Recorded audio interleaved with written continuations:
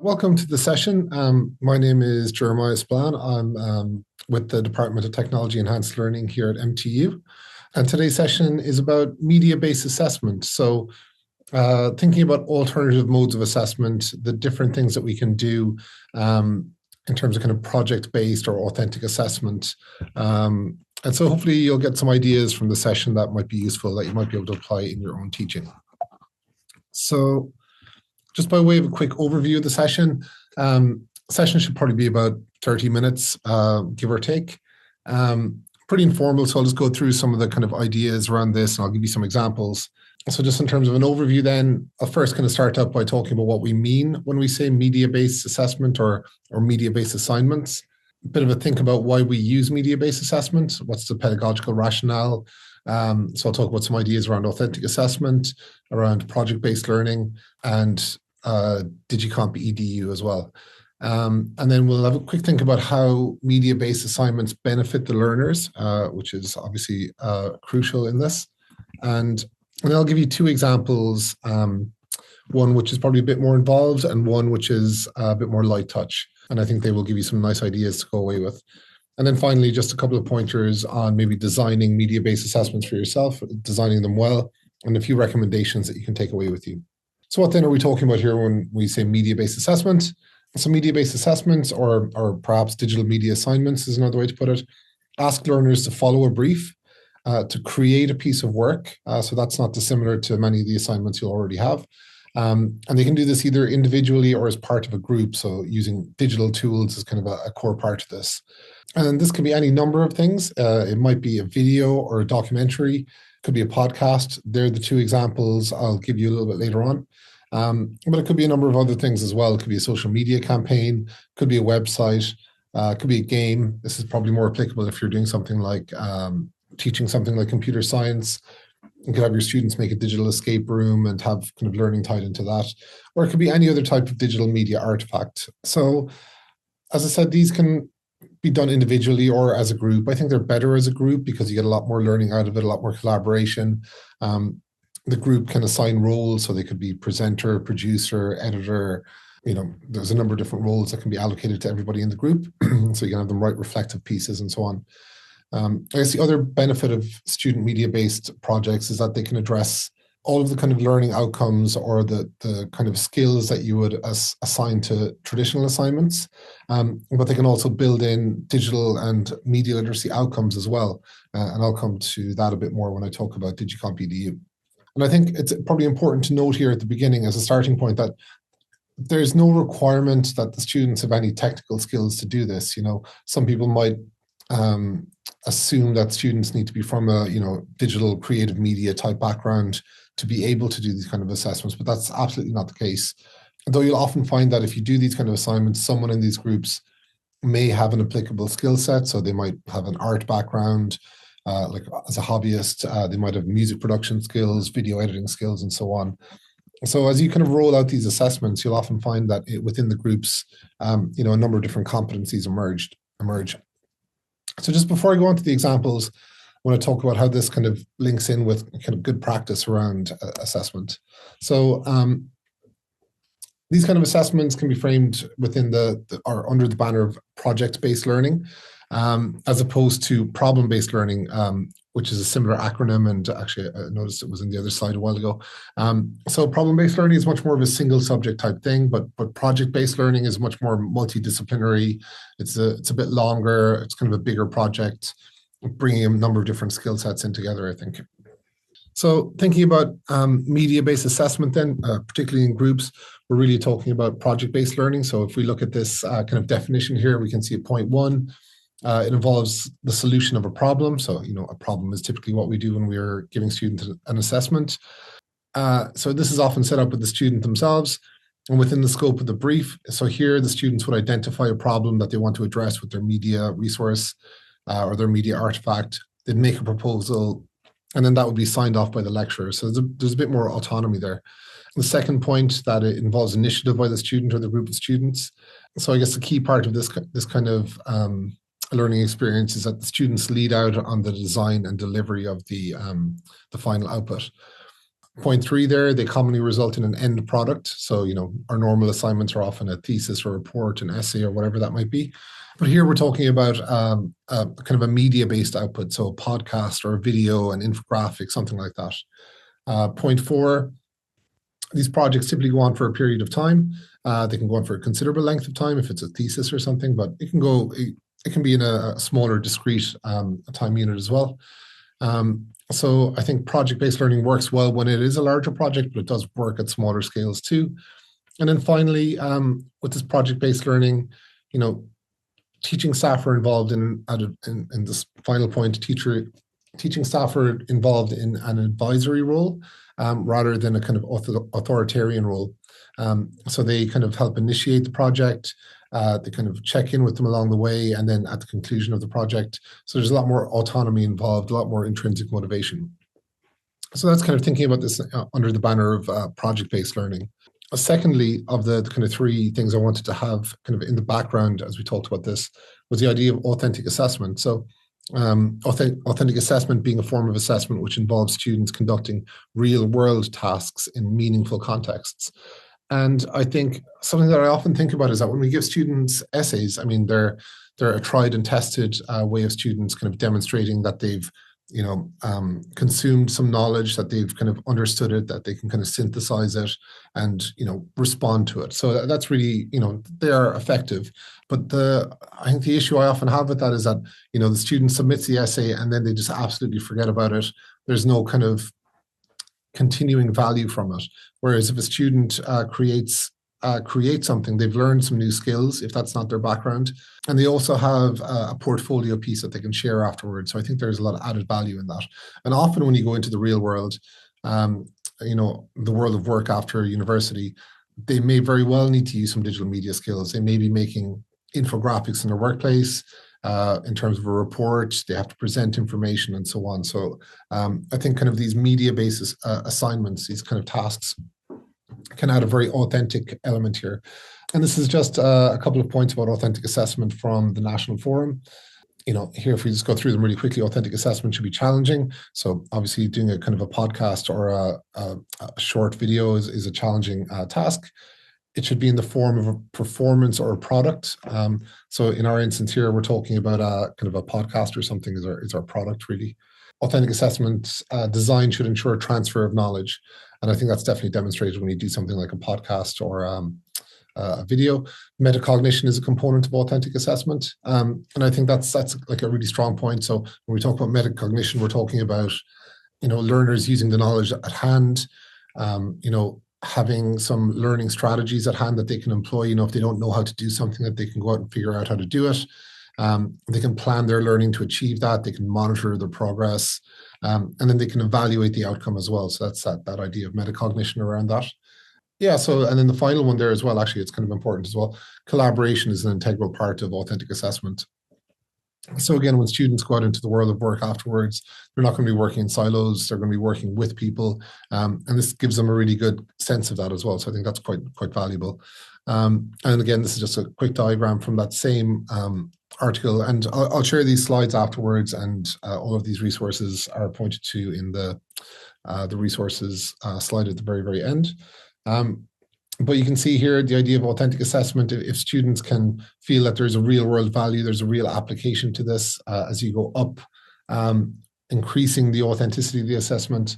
It's a bit more student structured. They've got more ownership of it. It's got complex learning, which you can get from a media-based assessment or a media-based assignment. There's a lot of kind of parts to it. And they get like strong connection to the disciplinary work that they're doing as well. So these are kind of some of the ideas that we have in the background of what we're talking about today. And then finally, the third thing that I just wanted to refer to was DigiCompEdu, which is a European framework, a digital competencies framework to support educators in terms of supporting students with their own digital competencies. So the focus here isn't really on technical skills. Rather, the aim is to kind of point to how digital technologies can be used to enhance and innovate education and training. That's the idea here. And this is often represented in this diagram when you see people talking about it. And you can see there are a couple of kind of aspects to this. a lot of it is about the educators' pedagogic competencies. You know, their digital competencies as well as their kind of subject matter expertise.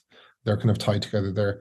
But over here in the sixth kind of component of it, you see the facilitating learners' digital competence. So that's where you have these students kind of putting together these transversal competencies where they're, you know, taking their disciplinary knowledge, upskilling in terms of their digital literacy and so on. And then this diagram then is extrapolated out to this, where we see, you know, the kind of center columns are to do with the educator's pedagogic competencies. And I think this is a really good point as well in terms of media-based assessment. Again, the educator doesn't have to be a specialist in the form of media that you're using for assessment. They can upskill as part of this process as well. So I think it's very valuable in that regard too. And you can see here in section 4 that, you know, what we're talking about today ties into this. And also, most importantly, for the students, you know, kind of media-based assessment here helps them with information and media literacy, with communication, content creation, reusable use, and problem solving. And these are kind of spelled out in that document, in that DigiCompEdu information. And here you can see a bit more detail about them. You know, in terms of information literacy, the students are able to go out and find information, you know, verify its reliability and so on. 6.2, they're working on digital communication and collaboration. So students are working on a project where they have to create a podcast or a video. You know, they have to link up with each other, they have to collaborate on this. There's a lot of participation involved in it. And 6.3 here in particular, that digital content creation piece. Here you see incorporating learning activities, assignments, and assessments which require learners to express themselves through digital means. So what we're talking about today really speaks to that. And to create digital content in different formats. And so I think there's just a lot of things that you can kind of tie into a media-based assignment that really speak to this.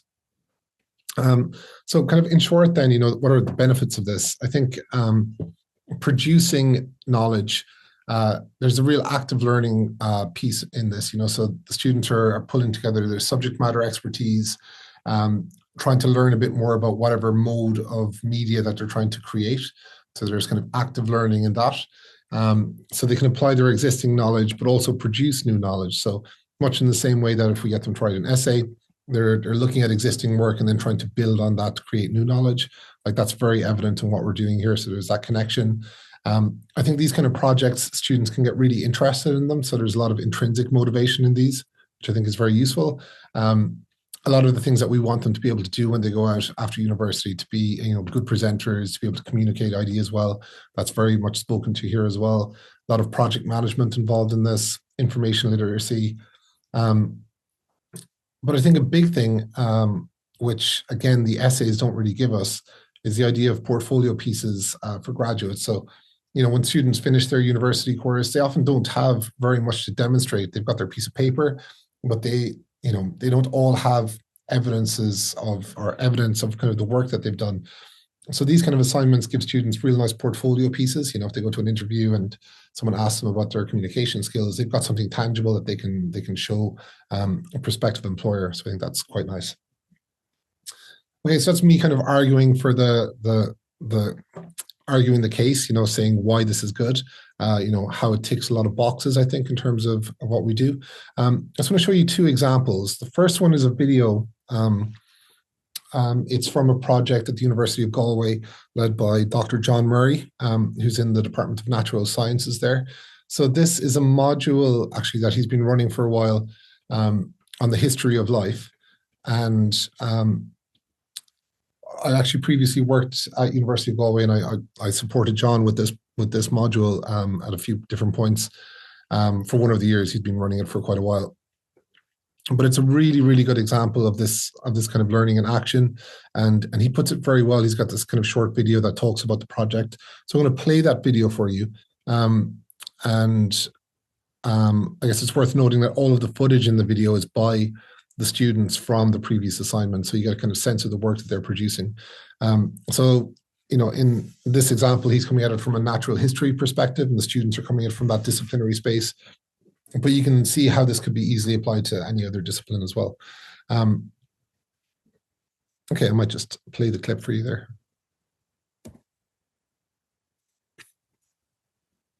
And you can tell me in the chat if you can't hear the audio. I say, Bones, is something on your mind? Indeed, my dear Watson. Are you aware of a certain Mr. Charles Darwin? Life has existed on Earth for at least 3.5 billion years. During this vast stretch of time, living organisms have continuously changed and adapted, overcoming several devastating mass extinction events along the way. Much of this important and profoundly moving evolutionary story has been relayed to us through the fossil record. Digital storytelling has proven a powerful tool for encouraging student engagement, particularly when it allows them to present their ideas to much wider audiences. Despite this, the use of student-produced films as a pedagogical tool remains relatively underdeveloped. This educational project was created to bridge this experiential gap for science students by empowering them to visually document and ultimately communicate the epic narrative of the evolution of life on Earth. Since 2011, undergraduate students have worked in small teams to research a significant theme relating to the evolution of life and then produced a short documentary-style film on their chosen topic. A highly structured teaching program consisting of a series of interactive workshops has been designed to take these students on a journey through all of the phases of filmmaking. The student teams storyboard, script, film and finally edit their film productions in just 6 weeks before uploading them into the public domain on YouTube. The vast majority of the students who make these short films have no prior training in filmmaking, and there are no production budgets. The films are literally made from scratch with smartphones and laptops, and much of what appears on screen is created by the students themselves. None of this has ever proven a limitation.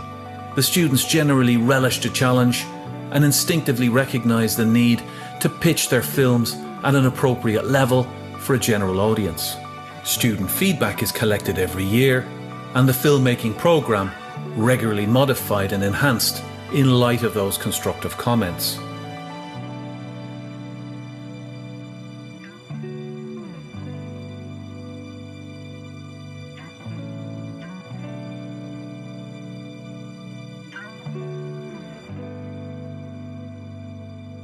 Students can immediately see the impact of their work on YouTube, and they quickly appreciate the digital EPE legacy that they have created.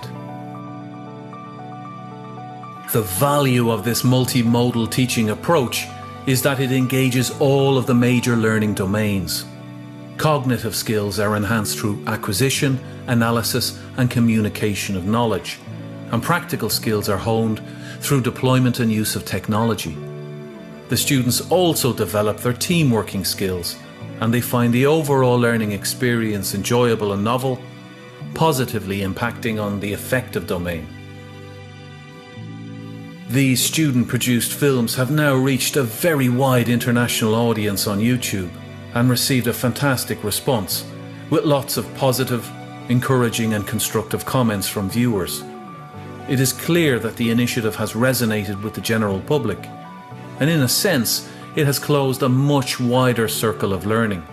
One viewer even remarked, "A DIY documentary, cool," neatly encapsulating the ethos behind the entire film project. We have enough evidence to put together a timeline and to consider several hypotheses, yet I am still at a loss for an answer to where the fossils are. Seems to me the great Sherlock Bones is in a jam with this one. Jam. Jam. Yes, Watson, that's it! What on earth, Bones? Preservation, that's the key. It's been staring me in the face this whole time. The stem groups, the basal animals, they could only be trace fossils, or perhaps none at all. The conditions were not suitable to preserve the organisms themselves. Well, bless my Bones, you are a wonder. Paleontology, my dear Watson.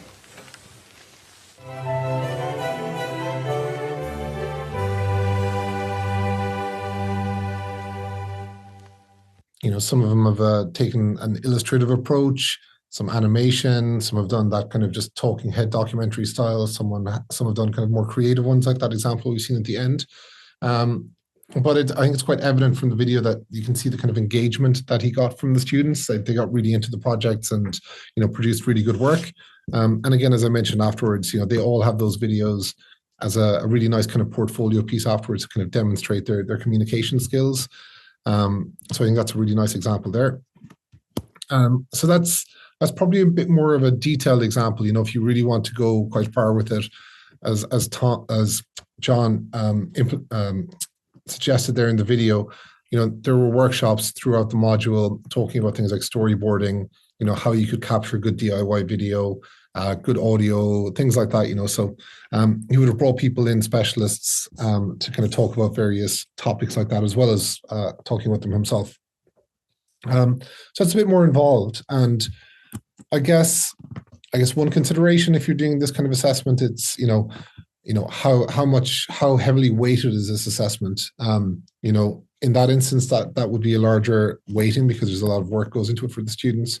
But there are similarly effective, less intensive approaches that you can take. So I just dug out another example, which I thought worked well, which is this from McGill University. And this was an ecology podcast, on a bit of a science thread here today, but this is an ecology podcast that the students were tasked with. And so here, this is led out by Chris Buddle, and him and his teaching assistant, Cardi Zitter, here, they, for this assignment, they put up an example podcast for the students in the first instance. And here you can see the SoundCloud link. It's just a short audio podcast, about 5 minutes long.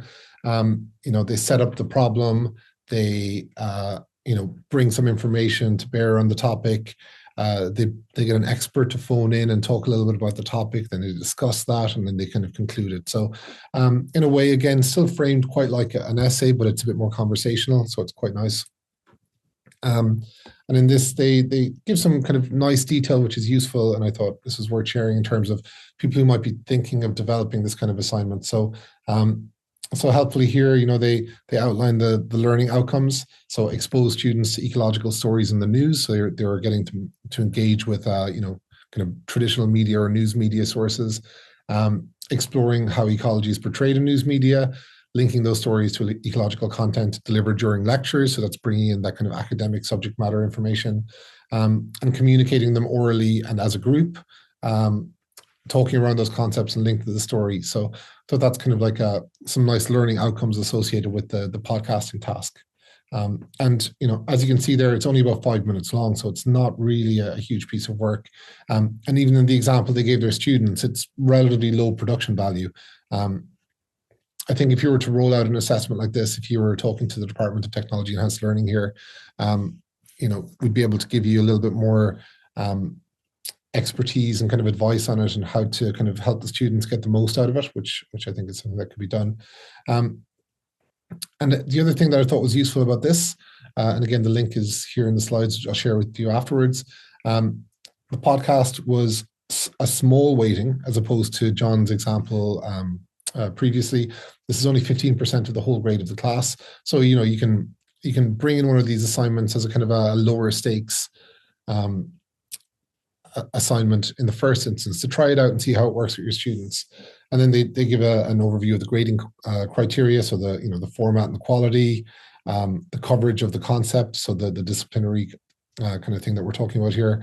And again, more disciplinary talking kind of aspects of this, linking to the fundamental ecological concepts, synthesis and integration of the concepts in the podcast, number 4 there, and creativity, number 5. So you can still see that 2, 3, and 4 are really about the subject matter knowledge. The podcast is just a vehicle for this.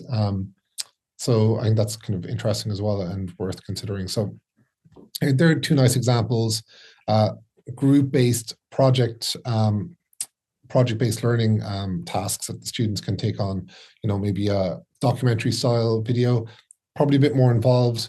or the podcast, which is, can be done quite easily. And I think there's a lot of effective learning that can be taken from that. So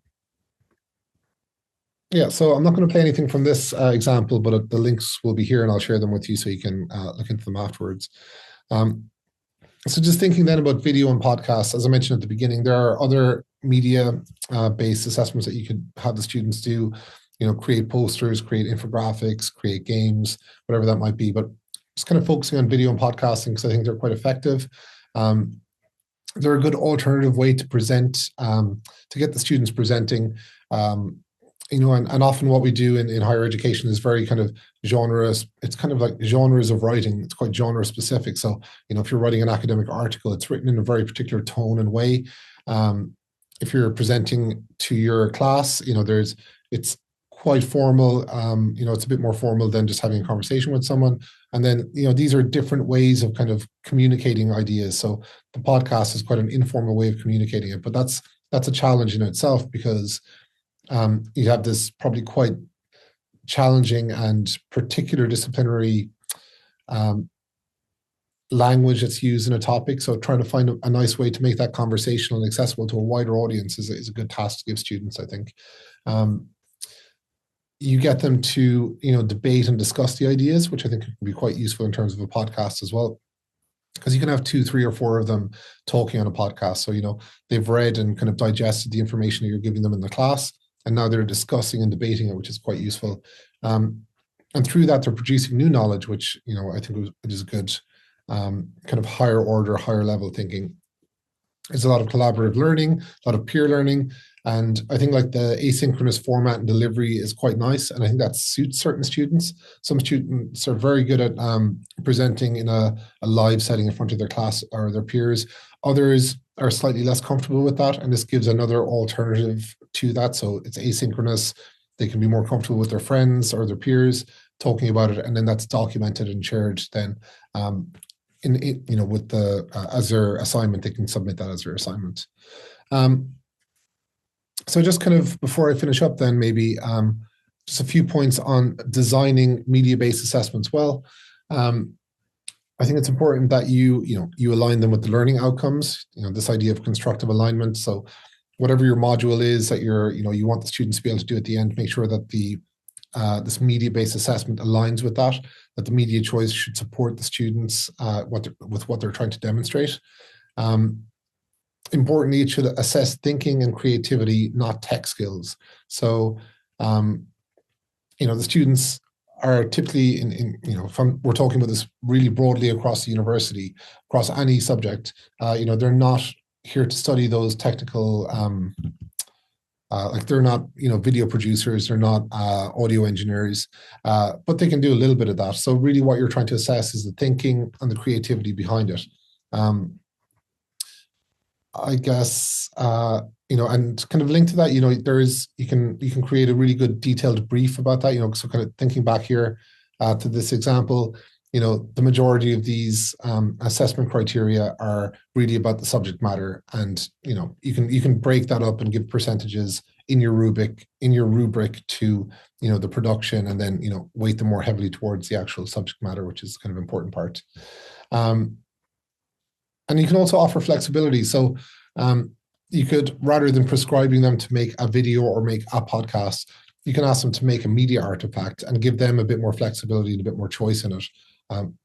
So they might choose to make a video, they might choose to make an infographic instead, but that gives them a bit more choice, a bit more autonomy in the process. So that's a consideration as well.